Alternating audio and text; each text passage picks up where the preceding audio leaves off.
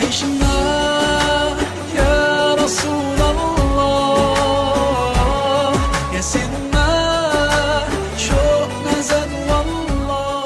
Merveille envoyée à titre de miséricorde à l'ensemble de l'univers par Allah notre Seigneur, un être exceptionnel qui laissa une marque indélébile dans le monde et dans nos cœurs. Heureux sont ceux qui concourent à ton amour, ayant la conviction que ta noble face n'a pas sa place dans l'humour. Malheureux sont ceux qui ont cherché à réduire dans le monde ton importance. Meilleurs des hommes, ils nous ont poussés à davantage prendre conscience que rien n'a de sens en ton absence. Armés de patience, comme tu nous l'as appris, nous leur faisons face. Demeure dans la paix, notre référence, sachant que ta communauté reste sur tes traces. Je suis Rayana Muhammad, autrice du livre En route vers mon bien-aimé, le choisi Muhammad. Je suis ravie d'être ici parmi vous aujourd'hui pour partager avec vous un aperçu de cet ouvrage. Alors, ce qui m'a poussée à écrire ce livre, c'est avant tout l'amour profond et ancien que j'ai envers le prophète Muhammad sallallahu alayhi wa sallam. C'est un amour nourri depuis des années et cela a pris une toute autre dimension quand je me suis rendue auprès de lui à Médine par la grâce de Ar-Rahman.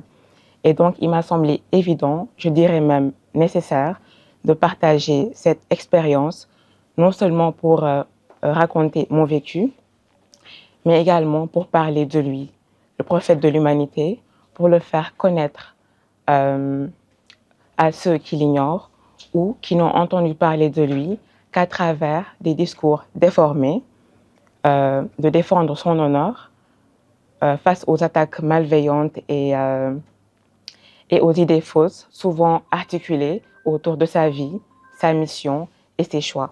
Dans ce livre, j'ai voulu présenter le prophète Muhammad sallallahu alayhi wa sallam au monde et donc j'ai essayé de relater les grandes lignes de sa vie.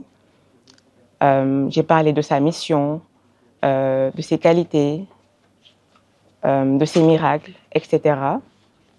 Également, j'ai rapporté des témoignages de grandes figures historiques non musulmanes, à l'instar de Annie Besant, Mahatma Gandhi et Léon Tolstoï, qui ont reconnu la grandeur et l'excellence du prophète de l'islam, sallallahu alayhi wa sallam, et ils l'ont placé au sommet des leaders de l'humanité.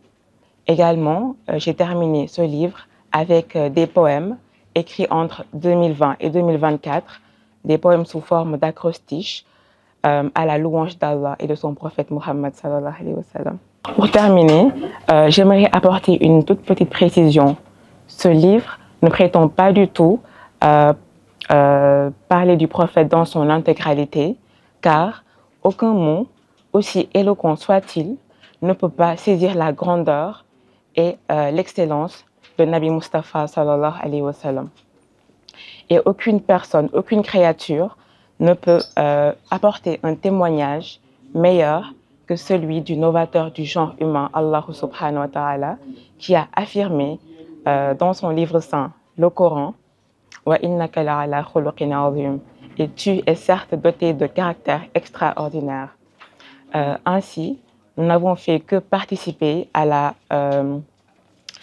pose de la pierre à l'édifice de la connaissance prophétique. Nous ne sommes que des serviteurs d'Allah et des amoureux du prophète Muhammad sallallahu alayhi wa sallam, avides de science et de lumière, espérant être comptés parmi ceux qui, un jour, ont tenté de faire aimer Sayyidina Muhammad sallallahu alayhi wa sallam au monde. Et si ce livre peut guider ne serait-ce qu'un seul cœur